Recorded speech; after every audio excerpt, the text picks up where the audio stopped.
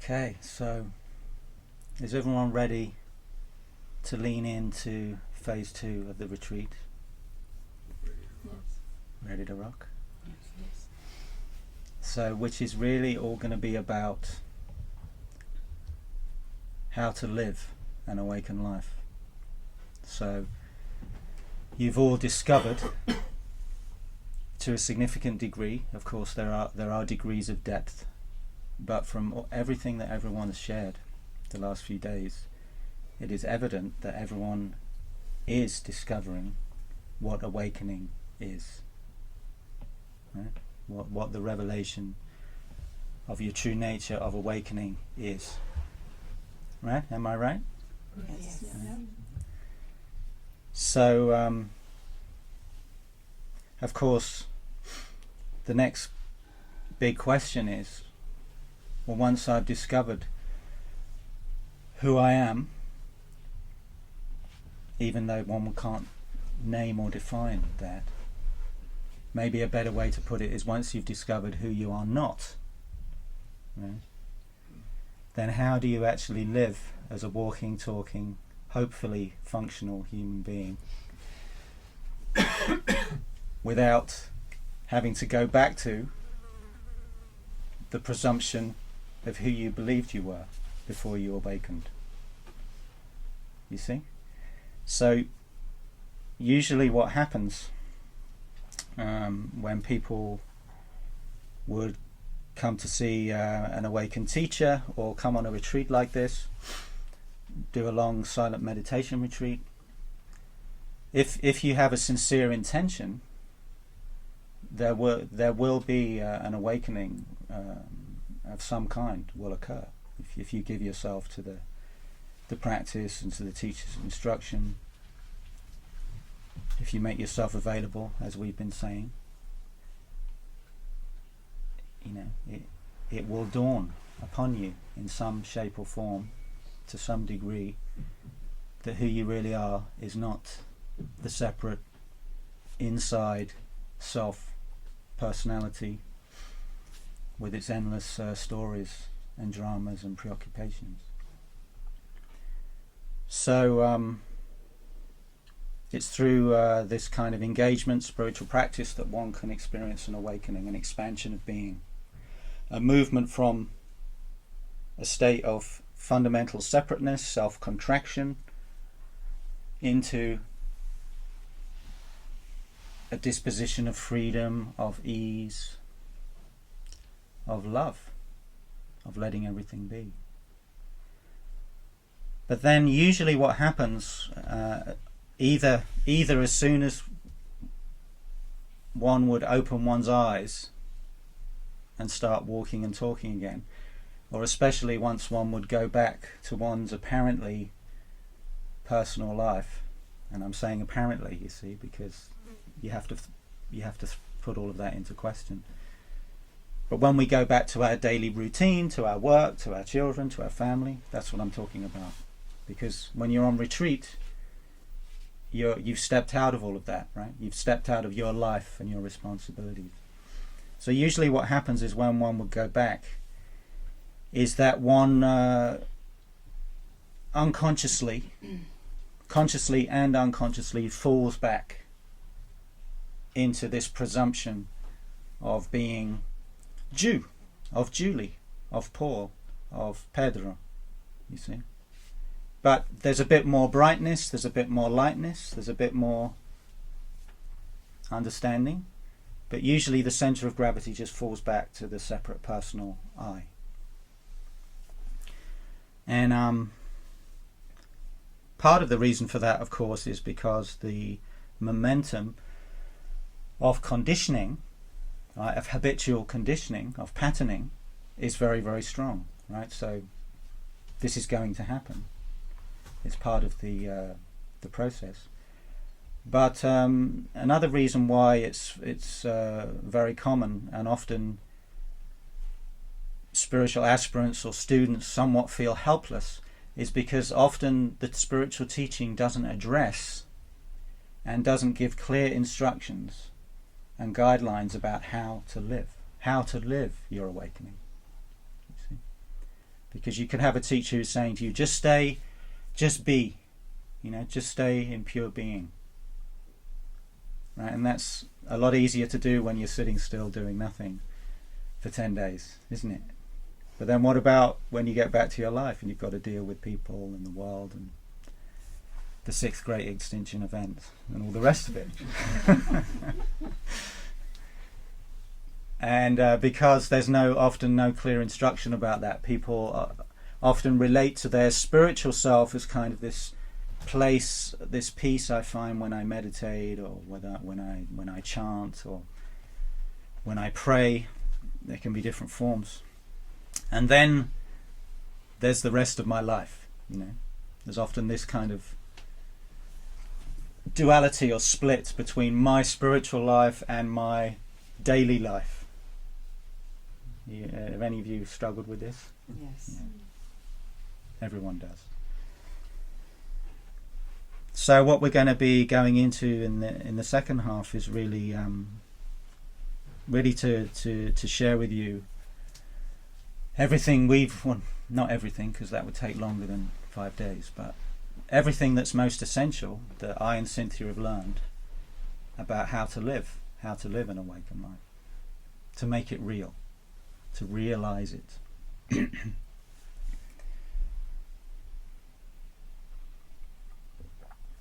So before we would even say or do anything, what's most important is exactly what Leva was describing yesterday so beautifully. Is that if we're meditating with eyes open, eyes closed, as most people normally do, is that when we would open our eyes, that we stay in the disposition of letting everything be as it is. Okay, you remember what she described? And then what did she, and I'm sure many of you, discover when you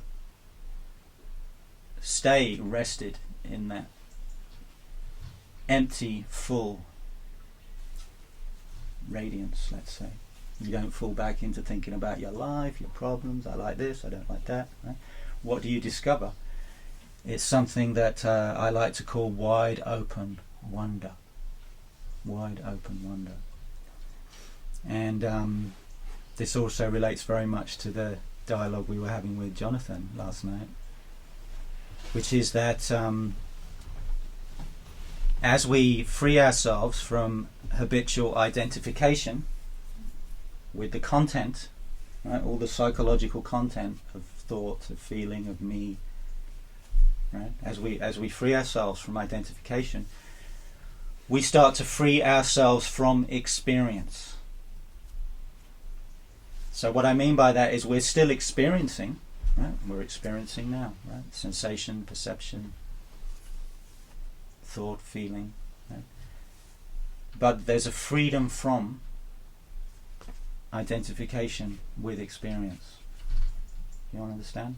There's a freedom from wanting this and not that. There's a freedom from attachment and a freedom from resistance, avoidance. We just discover a capacity to allow everything, whether it's unpleasant or pleasant, whether it's pleasurable or painful, whether it's high or low, to allow that all to be. Right? And I'm just remembering Jana also described it very beautifully last night. So you're all discovering this. So that's what I mean by freedom from experience. You see? That's completely different from seeking fulfillment through experience. That's the strategy of the ego. The separate self feels there's something missing, there's something lacking. And so what do? We seek for fulfillment in the objects, relationships and activities out there. Do you see? That's the great search. That's the endless suffering of the separate self. But when we come to rest in this prior unity, this prior fullness, we're still experiencing everything. Everything's still here. It's arising. but there's no seeking. There's no seeking for self-fulfillment, because you've discovered that you're already full. Is that clear? Mm-hmm. Can you all relate to that in your own experience? Yeah. So that's freedom from experience. But then the other aspect of it,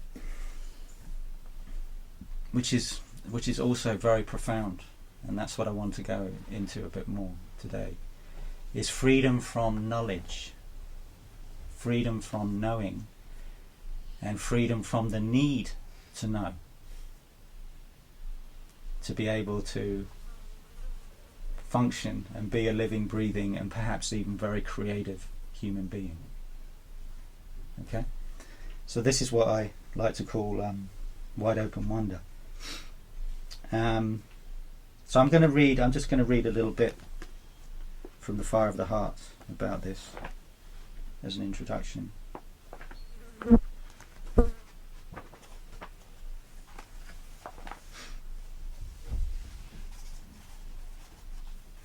So at the end of the previous chapter, I refer to this famous quote from Jesus, apparently, because we can never be sure exactly what he said, but I'm sure you've heard it. Jesus said, "Truly I tell you, unless you change and become like little children, you will never enter the kingdom of heaven." So have you all heard that? So what is he speaking about? I'd like to explore this whole matter of becoming innocent more deeply, as it is another ever-present doorway into the discovery of our true nature. Our deeply ingrained habitual tendency is to project conventions of familiarity and identification onto arising patterns of essentially unknown phenomena. So, I'll say that again. Our deeply ingrained habitual tendency is to project. So project means we impose conventions of familiarity. So there's Kate. I know who she is. You see? There's Cynthia. I definitely know who she is because I've known her for years. That's the imposition of the ego. I think I know who you are and what that is and what this is. You see? Is to project conventions of familiarity and identification onto arising patterns, so this is all arising patterns, of essentially unknown phenomena. This is how we make sense out of life. Right? Ju's over there, Julie's over there, she's wearing purple trousers. There's Leva, she's from Estonia, she's got something in her hand. You see what I mean? This is how we make sense of life.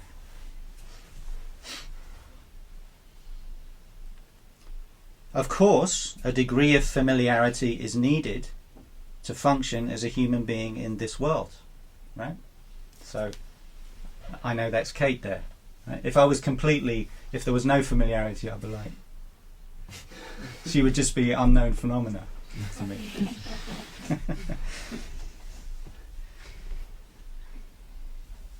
So, of course, a degree of familiarity is needed to function as a human being in this world.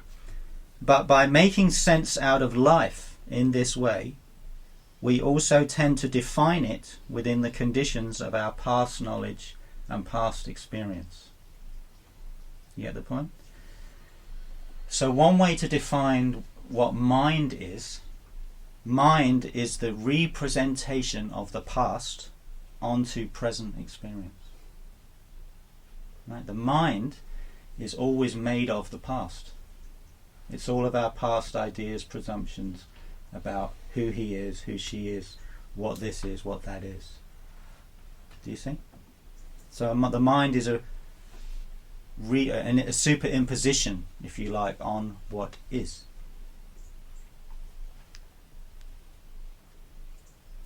Then what is known and familiar to us becomes the definition and limitation of our experience of life. Why do most people feel life is somehow boring, repetitive? Why are people always looking to get stimulated, to find ever more sophisticated ways to get high, to get off, to try and feel alive? Why do most people not really feel alive? Why are most people sleepwalking through life? It's because of this.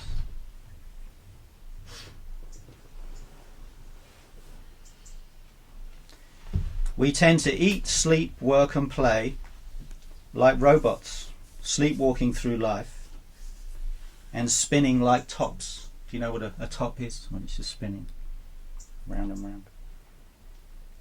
If you are habituated to simply coping with the conditions of life in this way, then our suffering makes us dull. And getting dull is one of the ways that we cope with life. Then we are basically practicing a life of desensitizing ourselves to reality.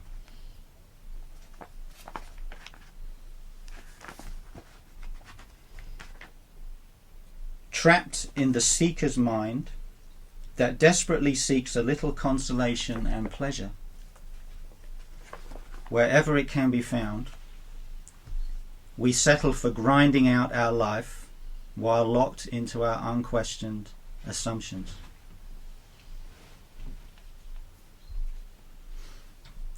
One way you can get a sense of how free or bound you are by the whirlpool of the ego I.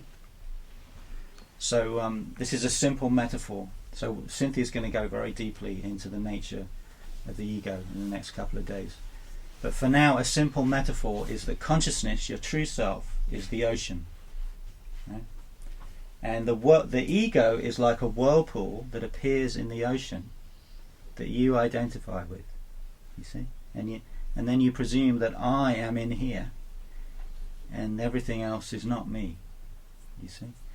But when the whirlpool unwinds, you realize, oh, there is nobody in here that's separate from what appears to be out there. Do you see? So the whirlpool and the ocean are both made of water, of consciousness itself. So a whirlpool is it's a nice image to get that sense of the separate self. So one way to get a sense of how free or bound you are by the whirlpool of the ego I is to reflect on how often each day you allow the habit of familiarity to creep in. How often do you allow your intimate partner to get away with a quick peck on the cheek before they dart off to something very important like work, while your love dies? And how often do you do the same? How often are you rushing ahead of yourself, your energy and attention stressfully focused on wanting to be there instead of being here? How often do you take your partner, your children, your parents, your pets, the blessings of your life, the warm glow of the sunshine and the beauty of the trees for granted? Do you get the idea? So in what Leva was describing yesterday so beautifully, you were seeing the wonder of everything, right? Everything was beautiful, miraculous, shining with its isness. And I'm sure all of you have experienced that to some degree, especially when you open your eyes after meditation and you start walking along the path, or you come and sit down and you've got this amazing food presented in front of you. Have you noticed that your senses are very heightened? That your perception is very bright and sharp? Have you noticed that? Have you experienced this sense of everything is somehow fresh and new and unknown? Because even if you're seeing the familiar tree or the familiar frog, or there's a tomato on my plate, or there's a flower, there's also this sense of, what is it? There's something unknown, mysterious about it.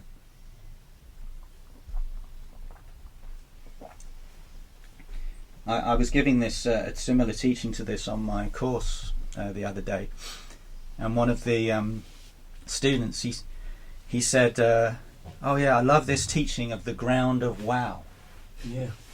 Because he said wide open wonder equals wow. And I was like, wow, that's amazing. I never thought of that. I said, I wish I'd put that in the book. So I really like that. The ground of wow. I think I might write a short book just about this. Because I think it's my favourite aspect of the whole nature of awakening. But really, it's really the recognition that, let's just take the gong for an example, right? Here's an object. Right? You can all look and consider this object. So what I am asserting is that you and I, we don't know what this is. You don't know what this is. We can say a lot of things about it, you know, that it's something called a Tibetan gong, but what's that? That's just a symbol, it's just a sign, it's just a thought. And then we could say, well, it's made of however many metals, and you know, it's this colour, and it makes this extraordinary sound. But we can't actually say what it is. Can we? What is it? Even if I was a physicist, and you know, we could melt it down. We had microscopes. We could go in there to analyze what it is. What would we discover? That it's just. Excuse me. Go ahead. Just all these individual. Yeah, but even if one will go deeper to the subatomic level, we discover there's just energy, and there's really nothing at all. Or we could say there's only light, because light is the in terms of matter, we can reduce it down to energy, right? This has been discovered by science. Science that claims to make sense out of life has discovered this. But we take it further, and there's just light, because all energy can be reduced to light. And so everything that appears is a densification of light, you could say. So when we would observe a thought, right, we're in meditation, there's the arising of a thought. As I said earlier, we could regard that as a subtle form of matter, because there's still something, there's an object that can be observed, but of course we can't see it, we can't touch it, we can't perceive it as an essential object in that sense. But what is a thought? Do you have any idea what a thought is? I can tell you I have no idea whatsoever. It's a complete mystery. And yet, we are intimately involved with this whole matter of thinking pretty much all day long, aren't we? But if you actually slow it down and ask yourself, what is it? What is a thought? You'll discover that you don't actually know what it is. And fighting with our thoughts. Yeah, what are you fighting with? Some kind of phantom. So, every form of matter, whether it's a thought or an image or a subtle sensation, to this gong and to these stones here, for a bit more even dense matter, it's all what? It's all a modification of energy, of light. Are you with me? Mm-hmm. Is this another way of saying what's animating the thing? Yeah. Okay. Yeah. So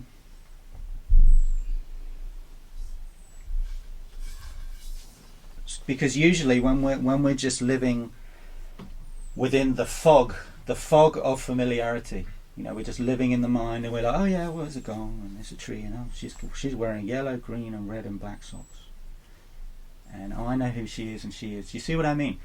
This is the deadening imposition of knowledge on essentially unknown phenomena, and the mystery that is. So we are living in a mystery, in a wild, incomprehensible, miraculous and incredible mystery.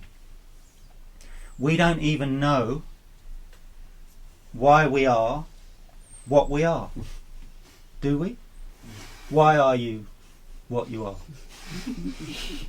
Whatever you are.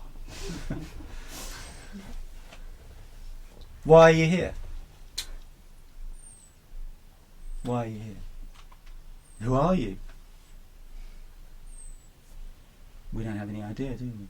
Maybe when you came to this retreat you might have thought, well, yeah, if someone had asked you, say, well, I'm so-and-so, and I'm like this, and I'm like that.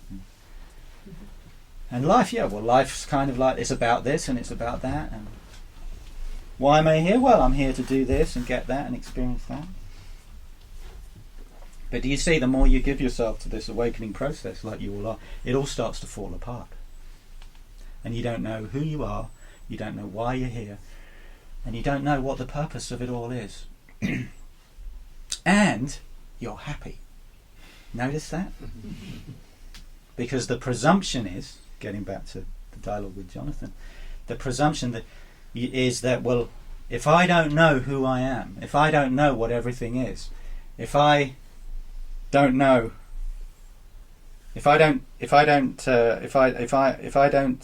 adhere to my mind as a tool to navigate through this life, well, I'm not going to be able to function, and even worse, something really bad could happen.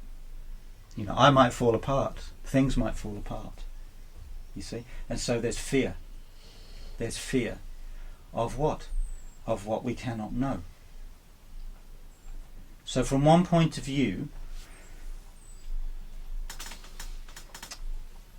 all the ego is, this is from one point of view, all the ego is a contraction based on fear of the ocean, of the unknown. Because what we are is the ocean. And for some mysterious reason, and I have no idea why, some point in the ocean that's located apparently as a body-mind starts to presume that it's separate, and then as soon as it presumes it's separate, it fears the ocean, because that point of separation cannot know the ocean. Do you see what I mean? So there's fear. Fear is what keeps us locked into the familiar and separate sense of self. Now, it doesn't mean that we're always experiencing fear all the time, right? But when we are challenged, or if we would challenge ourselves to let go of our whirlpool, of our separate self, what is it that arises? It's basically fear or doubt, or a mixture of both. You see? And so, for one way to look at it is fear of the unknown. So, like Ju, she's maybe she's already had the funeral for her friend, or she's going to, right? So, once you really let go of whatever that past apparition is or was, you don't know who you are, you don't know what's going to happen, right? It's all fresh and open. And to the whirlpool, that's scary.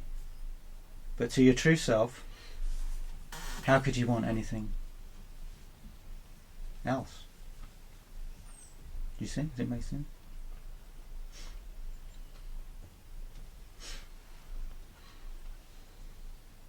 So the truth is, we don't know what anything is.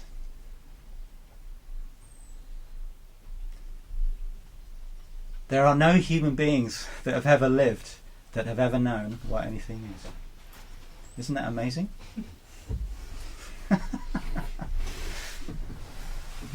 If you really let in, it's completely incredible. All the philosophers, all the psychologists, all the people who've written, volumes and volumes, and all their contributions to the building up of human thought. While some of that may be useful in terms of functioning and understanding how to function in this world, essentially none of that can help us live an awakened life. So this is why we all have to be willing to throw out all of our accumulated knowledge. Right? Throw it all out, throw the books away. Whatever represents whatever you think you know. So that you can see again with the fresh eyes of innocent, wide open wonder. Which is what Jesus was pointing to. This is why you have to become as little children. And then you will see the kingdom of heaven. It's already here. You see? That's what you were describing. It's always already here.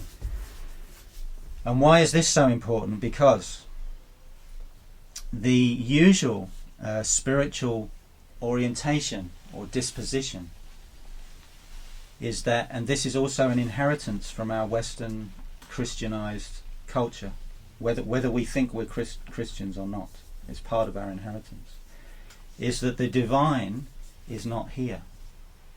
This is a fallen world, and we were kicked out of the garden, and that's why, of course, this isn't what Jesus was teaching. I have no doubt. He was saying the kingdom of heaven is within you. But what it got made into was the God apart, the Creator God apart. And we're all sinners, and this is a fallen world, and therefore the divine isn't already present. And that's not only that orientation in Christianity, you also find it in Vedanta in India and in Buddhism, because the fundamental orientation is that spirit, that consciousness, our true nature, is within. And it is that which is timeless, which is eternal, right? And then everything that arises, body, mind and world, is either an illusion or a limitation on that, you see. So this is why if you look at traditional spirituality, East and West, there's something inherently life-denying about it, you see. That's why you become a monk, you become the nun.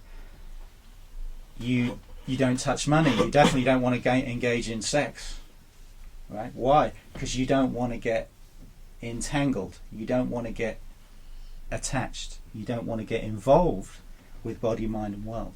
You want to go up and out of here. You all with me? Mm-hmm. So this is very much the traditional orientation and understanding.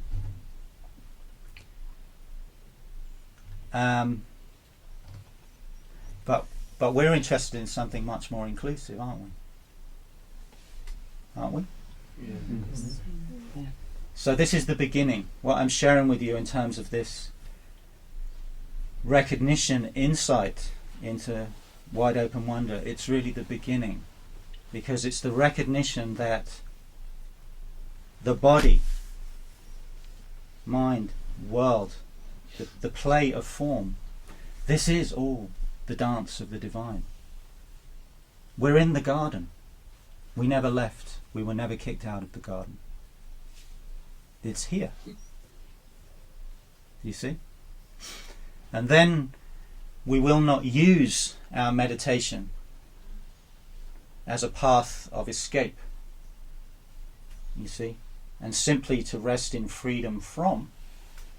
Right? That's important. Right? That's why we've been talking about discovering that you are the witness. Right? You're not all the things that are coming and going. But now as we move into with the first half of the retreat, the emphasis has been on transcendence, right? Transcending mind, body, all my preferences, all my personal drama, right? Transcendence, discovering that I am being, consciousness, bliss. No seeking, no problem, nothing missing, right? That's transcendence. But many more traditionally oriented paths and even approaches to enlightenment, they stop there. They say, just stay there. But what we're going to be leaning into now in the next 5 days is transformation, which is that we're grounded there, right? But we begin to embrace body, mind, and world and relationship as the dance of the divine, as consciousness in form. Do you see? Because in truth there is no inner. There is no outer. The truth is not only within. The truth is. And that's why if you abide with eyes of wide open wonder, you'll see that all around you. Nothing has to change for the truth to be the case. Even here. Even in this realm of changes. Even in this realm of suffering.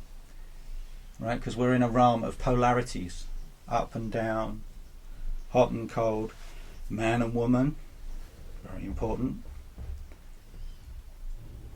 Pleasure and pain. Right? And we could say good and evil. But often what we presume to be good and evil is also an imposition of our mind. Right? But from the point of view, from the knowledge vision, let's say, of the true self, of consciousness itself, it is all the divine. It's all the divine play. So in the East, they don't have the concept of the devil or Satan. Do you see? They don't have that concept because they don't have that duality. That which is divine is only that which is good, positive, beautiful. See what I mean? Of course, in terms of a human expression, it will be that way. But they understand that the whole play is included. It's all part of the divine manifestation. And that's a big one for us to let in as Westerners, because we're so conditioned to want to create heaven on earth, right? The whole utopia thing. We have, this is bad, this shouldn't be happening, you know, and if spirituality is going to mean anything, we have to change the world. Do you see? Do you relate to what I'm saying? That's very much the way the Western mind looks at this. But if you go to India, that's not how they're looking at it at all. Not at all. Those of you that have been to India, you'll know exactly what I mean. They know the divine is always already the case. Whatever's happening. Doesn't mean they're all enlightened, but they have that sensitivity, that recognition.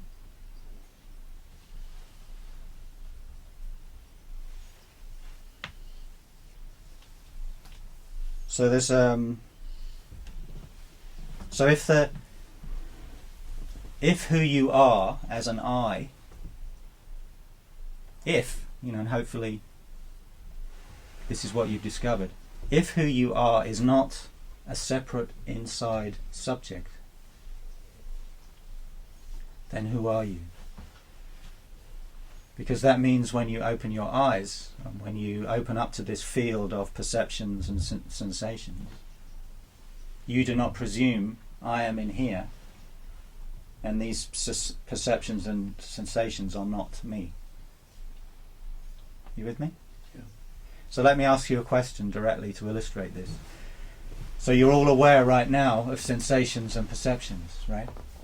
You're all looking up at me up here or the wall behind. So we could say everything that you're aware of is perceptions and sensations, right? Clear? Mm-hmm. So where are those perceptions and sensations are arising? Are they arising inside you? Right? Just let that in. So everything I'm aware. Is it arising inside me? Or is it all arising outside me?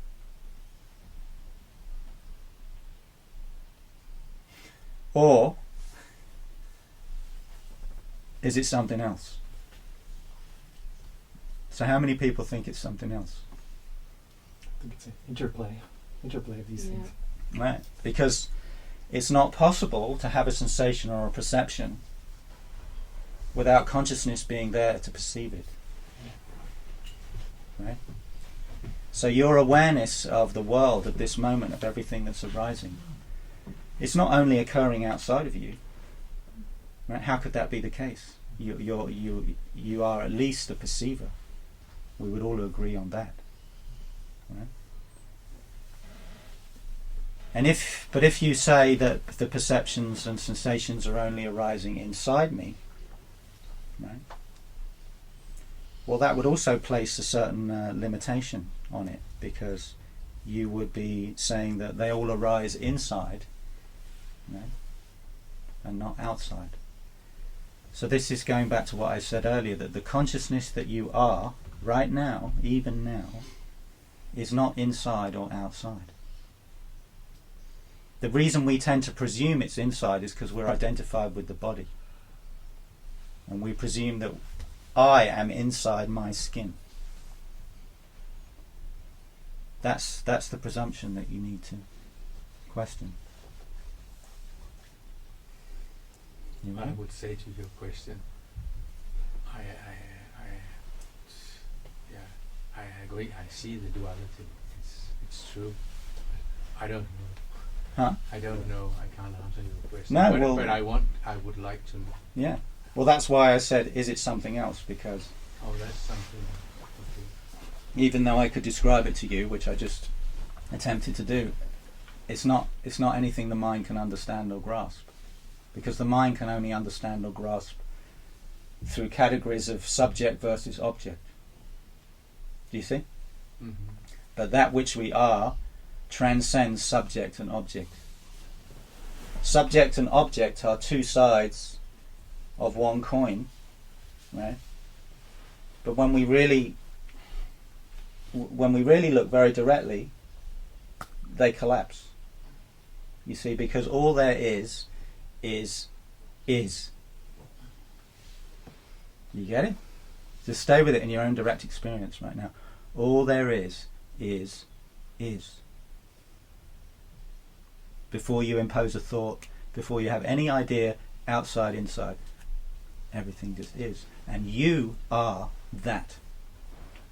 The entirety of it. Everyone get a sense of what I'm saying? Yeah.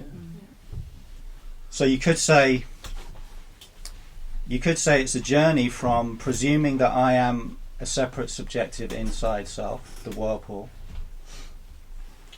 to then discovering, through letting go, through letting everything be as it is, through true meditation, that I am no thing. I am nothing. Haven't you all been discovering that? Remember when I said yesterday, is there anything that is continuous in your experience throughout this retreat? No. Right? So I am no thing. Nothing. Right? You could say that's half of the journey. Right? But then the next half is when you open your eyes and you start inhabiting this individuality. And you realize, I am everything. Do you see? I am nothing and I am everything. And I am the body. I'm not only a separate inside other than the body. I am the body. I am all of this. I am all of you. There is no independent entity here. There's no independent entity there. There's different points of attention, you could say, points of conscious awareness. But there is no separation. It's all one event, it's all one arising. that is wonderful. I understand why Adida called this, when he was a child, he called it the bride. The bright, yeah. Because everything is imbued with brightness. Another way he also described this was divine ignorance. Mm-hmm. Divine ignorance. Because often when we usually hear the word ignorance, we think of the ego. You know, in the East they talk about waking up from the ignorance of the human condition. But enlightenment itself is divine ignorance. It means you don't know what anything is. You don't know who you are, and that's enlightenment. And that's why you're happy, instantly. When you realise that you don't know. Do you all get that? Can you all feel that in your own experience? But so in that moment where you realize that you don't know, then you are not any longer ignorant. Well, you're ignorant in the sense... In relation to that. You're ignorant in the sense that you don't know, you don't need to know. Yeah. Because you realise your freedom is in not knowing. And in being in communion with a mystery that you can never know and never understand. Yeah. And that's freedom. That's not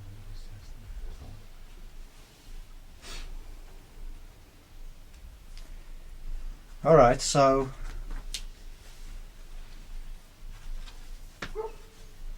I hope that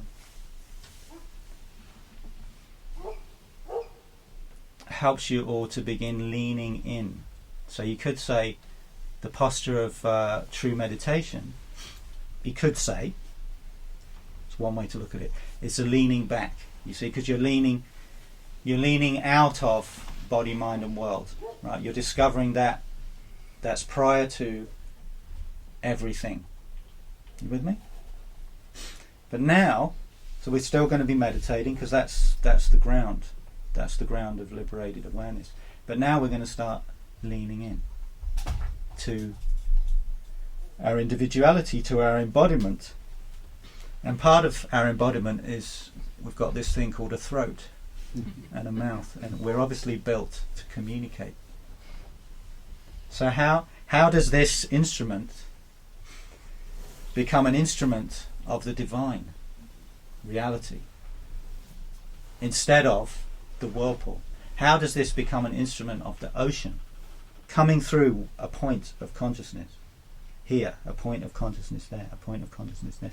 The one ocean that we are, coming through the individuality of Kate, of Ariana, of Robinson, of Julia. Do you see? This is what we're going to start leaning into. This is what we want you to already start discovering. And a part of that will be having a deeper understanding of what the whirlpool and the ego is. And Cynthia will take you into that in the next couple of days. But today, we don't want you to be concerned about that at all. Okay? The ego, what's going to happen when you go back to your life? Forget it. Right? Just be in what is, the presence of what is. And you're going to come together now after the break in small groups, and there'll be some guiding questions. But the whole idea is just to begin to explore your experience, your direct experience, right now, together in a circle, right? Without referring back to the past, without referring to your historical whirlpool, whatever that is, because you've realised it never really existed. Right? We're in the other world now. It's all new. Right, Marco? Right.